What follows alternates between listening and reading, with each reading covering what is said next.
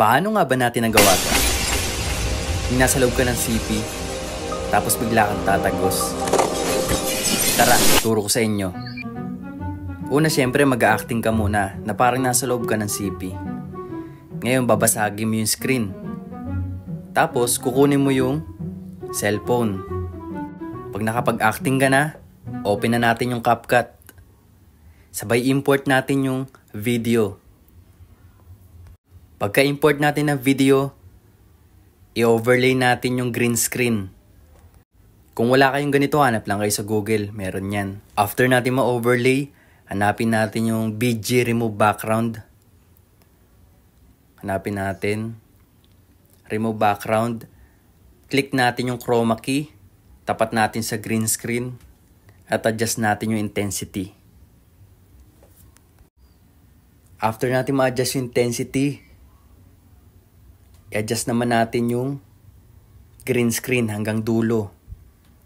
Tapos, adjust din natin yung kaniyang HSL.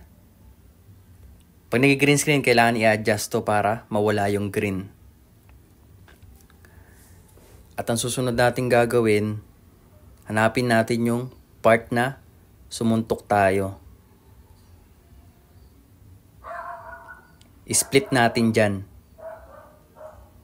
Pagka-split natin, mag-add overlay ulit tayo.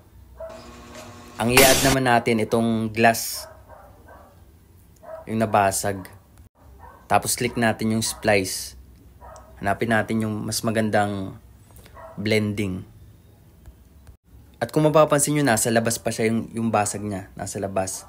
Ang gagawin natin, papapasukin natin siya sa loob. Hanapin natin yung layer. Pag nahanap na natin yung layer, click natin yung back para mapunta siya sa likod. Makapasok siya sa screen. Sunod naman natin gagawin, i-adjust lang natin ng sakto dun sa pinaka-screen niya. Ang susunod naman natin gawin, hanapin natin yung part na kukunin natin yung cellphone. Kakat lang natin yun, tapos i-duplicate. Hanapin natin yung duplicate. Pagka-duplicate, click natin yung overlay naman para mapunta siya sa baba. Overlay. Tapos, adjust natin papunta sa tapat niya. Katapat din, magkatapat. Gagawin natin to para makuha natin yung kamay. Ito kasi yung magsisilbing para tumagos yung ating kamay sa screen.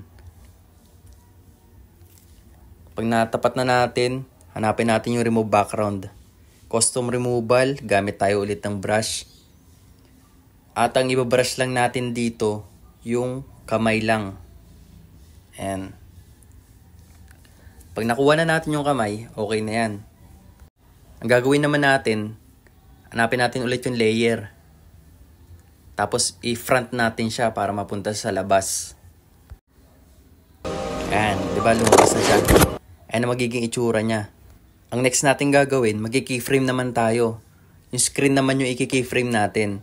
Simula dun sa pagkuha ng kamay hanggang dun sa pagkuha sa CP. Maglalagay lang tayo ng keyframe.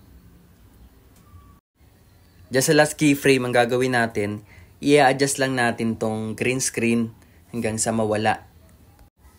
Para kunwari, nakapasok na tayo sa loob. Ganun lang din gagawin natin sa glass. Kasi 'di ba, may iwan kasi yung mark ng glass diyan eh. Kaya i-keyframe natin din. Keyframe natin sa simula at saka sa dulo ng glass. Tapos lakihan lang natin do sa last keyframe. Almost done na tayo. Ganyan yung itsura. 'Di ba? Kapag okay na, save mo na 'yan and ready to export.